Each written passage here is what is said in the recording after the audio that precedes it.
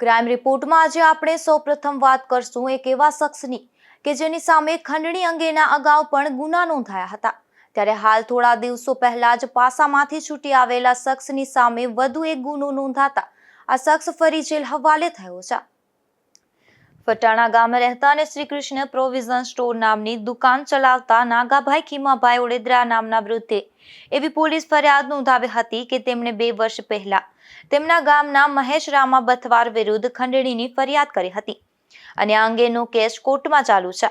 આ મહેશ સામે ગુનાઓ વધી જતા તેને પાસાના પિંજરે પૂરી દેવામાં આવ્યો હતો। હજુ 4-5 દિવસ પહેલા છૂટી જતા મહેશ ફરી ફટાણા ગામે આવ્યો હતો।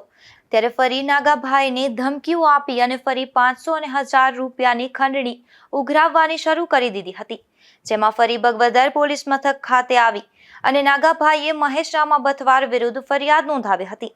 ત્યારે પોલીસે તેને ઝડપી લઈ અને કોર્ટ સમક્ષ હાજર કરતા કોર્ટે આ શખ્સને જેલ હવાલે કરવા હુકમ કર્યો છે। ધીરુભાઈની માવત સાથે અશોક થાનકી, ગુજરાત ન્યૂઝ, પોરબંદર।